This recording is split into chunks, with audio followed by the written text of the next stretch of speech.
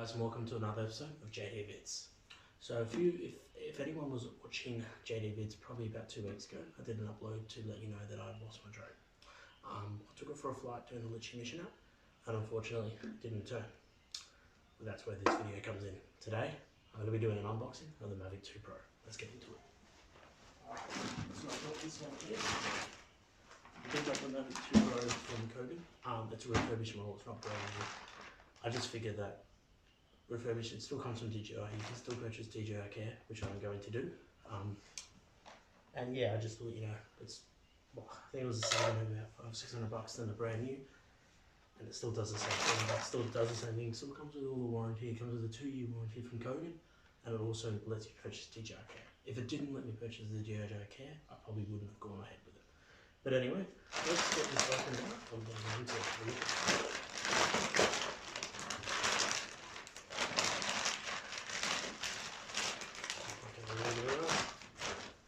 DJI Mavic 2 Pro. Okay, so I'm just going to have a look and see exactly where it would say if it is a refurbished model, because to me it looks like a brand new one. Doesn't even say refurbished on it, so geez, wouldn't that be funny if they actually sent me a brand new one instead of a refurbished one? Oh, that would be my dream come true if they've done that. I don't think they have, though. For some reason, I just don't think they have. Don't need that. Can be part like that. So I was going to opt for the zoom, but I ended up opting for this one just because the zoom actually has the same camera as the Pro. It's a 1 2/3 inch of a sensor. This one here, sorry, not 1 2/3, half and 2/3. This one has the 1 inch sensor, so it's meant to be a lot clearer with colours, and yeah, it's supposed to be a lot better than the other one. Okay, let's have a look. Okay, it definitely is a refurbished one because it was open. To me, to be honest, like, I know it's probably a bit pedantic, but they could have sealed it back up if it was a refurbished one. But you know, it is what it is. Alright, let's have a look.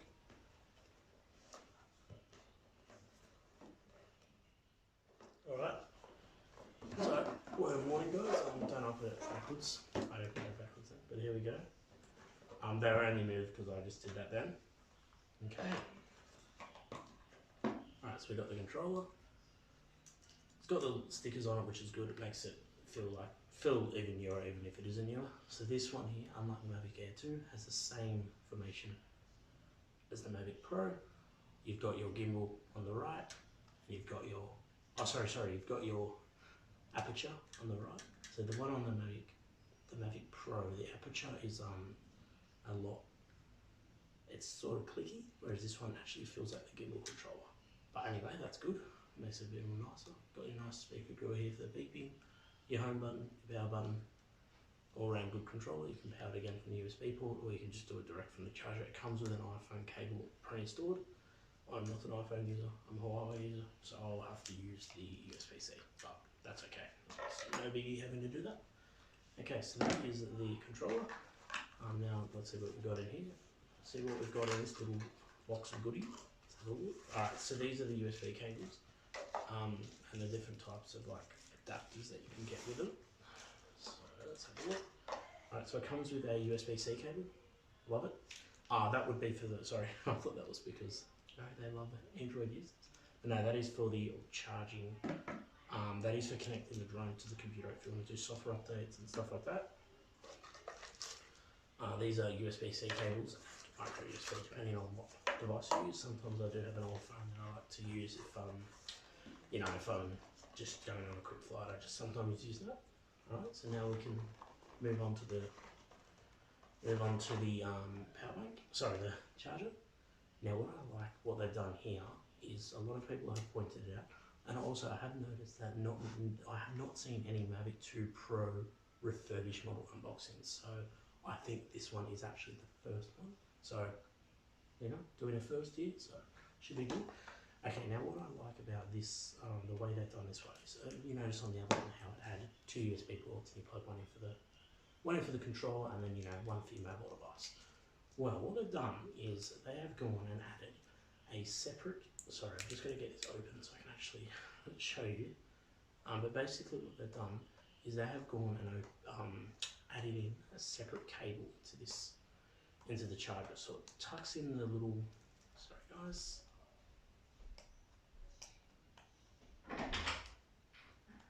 So it tucks into here. Just trying to get it open. Oh, here we go. Got it. So it tucks into this one here. So you don't have to worry about carrying a cable around, you just charge it with that one. So I think that's pretty cool what they've done. Obviously for anyone that uses USB-C, you would use that one to charge the controller and you would use that one to charge your phone. I mean, if you didn't figure that out, then probably don't bother with the drone, but you know. And then obviously the cable, the charging cable to plug into there. So that is the charger. Now I didn't get the flying wall combo just because I'm gonna add accessories later on. I didn't see the need for it, to be honest. And it added like an extra $600, like it's quite expensive. I'm gonna try and modify my Mavic Pro bag so I can use this one in the Mavic Pro bag. If I can't, I'll just probably sell the bag or keep it just in case my drone turns up. Alright, so the next one here, we've got spare props. So I'm pretty sure it comes with 6 propellers, if I'm mistaken. 6 spare ones. Oh, sorry, not spare ones. These are the ones that come with the drone. So there's, so there's 2 there, 4, 6. So you've got 12 propellers. So yeah, you've got an extra. You got an extra set basically, and some. And then you've just got like a normal, flying control, so it's just information on like CASA, and like where to fly. Can't fly with 30 meters. Can't fly with 30 meters of anyone. I find that even if you're, most people are okay, but even if you're, anyway. Alright, so that's that. Alright, so now, here we go, there it is, look at that. Mate, that is a beast. I didn't realise how heavy they were. The Mavic Pro is definitely not this heavy, but I guess it does house a lot of equipment. Oh, look at that. Look at that. That's the gimbal. That just looked like a beast of a camera. The camera's massive. Alright, I didn't mean for that to actually come out, so I'm going to have fun trying to figure out how to put this back together.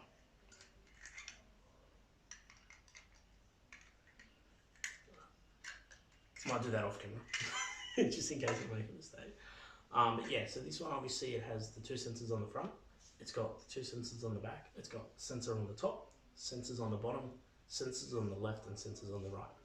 Now, for anyone who thinks they're just going to get into and fly, just to let you know, the sensors on the left and the right, the side ones, they don't work during normal flight. They only work during active track and tripod mode. A lot of people I've seen in videos, they try to test the sensors on the left and they crash because it doesn't activate. To be honest, I don't know why, but the Mavic Pro only had them on the front, so I'm really glad, because I still don't know what happened to mine. Might have hit a bird, might have hit a tree, but having one like this will definitely help. I've also purchased a tracker, GPS tracker. Highly recommend you get one. I'm going to probably sit it. I didn't realise how much space I have here, so I'm either going to look at sitting it on here or sitting it on the battery. But I'm not too sure yet. Yes, probably sit it on there, sit it on the battery. I was thinking about underneath, but underneath there's quite a few sensors, so that probably won't be the best option. In the next video, we're going to take it for a flight, so you'll see the screen recording of the drone. We're going to walk through the app and everything, how everything's going to work, and also we're going to run a video series just like we did with the Mavic Pro. We're going to learn the Litchi waypoint missions. I know everyone thinks it's a bit crazy, but I feel more comfortable with the tracker. Litchi waypoint missions, what else? The camera settings we didn't do with the Mavic Pro, but I feel more comfortable with these ones. Obviously with the 1-inch sensor it's going to be a lot better. The waypoint mission, sorry I mentioned that, camera settings, the return to home, I'm going to see if it's more accurate. I mean, you couldn't get more accurate than the one I had, it was within like that much, so pretty good from TGI there. The LEDs on the bottom, I'm going to see how far you can see them. I've heard people saying these from like a kilometre away, which is awesome, because at night, you're not really meant to fly at night, to be honest. It is against the CSA, but sometimes you do get a really good scenery. And just landing with the Mavic Pro was really hard because you had to rely on the LEDs, and sometimes it was hard. Like, I never had an issue. Just make sure you take it slow, that's fine. Yeah, and then also I'm going to go into how do the range test. I'm hoping, I don't know how far I'm going to get. This one's got a maximum of 10 kilometers. So I was looking at the Mavic Air 2, and the Mavic Air 2 had a range of 10 kilometers battery range. This one had 8, and I was like, oh, I want the more range. And then I was like contemplating, I was literally about to purchase the Mavic Air 2. I had it all in my head that I was going to get the Mavic Air 2, and then this one they came and did a software upgrade to make it 10Ks, and that's set me. 1-inch sensor, 10 kilometer range, sensors on all rounds. So another reason the Mavic Air 2, it only has sensors on the bottom, back and front. Which I don't understand. What's the point of doing the back, front, bottom if you're not going to do them there? It's the most important one. Like when you're flying, you want to make sure you're not going to hit anything. Just to let you know, so everyone knows, the front sensors have the most range. Obviously, because you're going, if you go full speed, it goes 72 kilometers an hour. You're not going to go full speed. You're not going to go 72 kilometers an hour up. So your up sensors need to be, your front sensors need to be a lot faster than your up sensors. But yeah, now we're going to get into the range test. We're going to do that first. It's obviously the first thing everyone wants to see is how far they go, and also the image quality. So the next screen you'll see will be the screen recording. I think I've mentioned this before, sorry, the camera did actually cut out. I forgot that my phone can only record 10-minute segments because it's in 4K. And I completely didn't realise that it stopped. So if you see a bit of choppiness, I'm trying to edit it as much as I can, but you know, I'm not a pro, so we'll get there one day, but anyway. But if I haven't mentioned it before, the next screen you'll see is the screen recording of the drone. I am filming this segment at night, and then probably on the weekend when I fly it. It's Tuesday night at the moment, so I won't fly until the weekend just because I don't want to do my first flight at night. I'd rather do my first flight in the day, get all the saturation in of the 1-inch sensor, make sure I test it completely. And I work full time, so by the time I get home, it's the middle of winter in Australia. So I don't get home, it's too dark, so I was hoping to have it last Friday, but it got delayed just because of obviously everything going around with COVID. It's coming from Melbourne. I'm actually surprised it even got here, but anyway, thank you guys and enjoy the next segment. Hey guys, how you going? So welcome to the screen recording. So today I'm going to show you just a quick review of the features. Don't worry about the overall status, that's going to fix up. So the first thing you will notice is the clearness of the colours. Like, see how really colourful it is compared to like the Mavic Pro. This is a lot more colourful, obviously due to the 1-inch sensor as opposed to the 1/2-inch sensor. Alright, so what we're going to do is we're going to go over a quick overview of the different options, so the intelligent flight modes. Just to let you know, on the Mavic 2 Pro, there's a stick, sorry, I'll just wait for that. There's a stick on the right hand side, and that stick indicates what mode you've got it in. So if you've got it in sport, position or tripod, position will let you have the intelligent flight modes. So we're going to go over a quick overview. So you've got normal, hyperlapse, quick shot, active track, point of interest, waypoints, tap fly, and cinematic. We're going to have a quick little look, 2-minute look of each one. We're going to go in depth when I go to a park, and I'll do a video series on each one, but this is just a quick basically unboxing and review. So what I'm going to do is we're going to get started. I'm just going to take it off. Alright, so now what I'm going to do is I'm going to show you the active track. I actually forgot to put the sticks on the remote control. So the sticks are like hidden underneath, but I forgot to put them on, but I can use them without it. It's just a bit harder to do it, but that's okay. As you can see, I'm there. Alright, so what I'm going to do now is I'm going to click on this button here, and I'm going to go active track. Go OK. I'm just going to trace a little box around me. We're going to go. So now that's on me. It's going to look for me. Okay, it's got me now. See how it's got me, and I'll move, and it will follow me. It should follow me. Yeah, there it is. Starting to follow. It's not like, if you're high like I am, it's not going to be 100%, but that's pretty good. So that's active track, and then obviously you can change it like that, so it'll actually go around, it'll chase around, but I don't like that. I just prefer it to be in the middle, to be honest. Okay, hang on. Let's just reset it back to 0. Okay, so we're going to stop that mode, and we're going to go to the next one. So if you just press on this button again, sorry guys, just click on that one again, sorry. And then you've got hyperlapse. So hyperlapse, I'm not really going to do much because there's not enough around, but hyperlapse basically takes a whole bunch of photos, and when you're flying nice and slow, it makes the cars look like they're going really fast. So I won't do that one just because I don't actually have that much space around me. Quick shot is you can do droney, or you can do circle, you can do helix, you can do anything you want. So basically I'm just going to raise it up a bit. I'm going to look at me, and I'm the subject here. So I've got the subject. So what I'm going to do is do helix. So it's going to go like that. Okay, circle around me,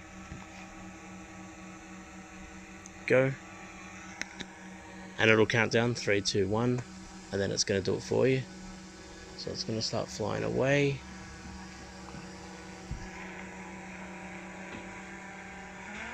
So I just took it up then because I was worried about an obstacle.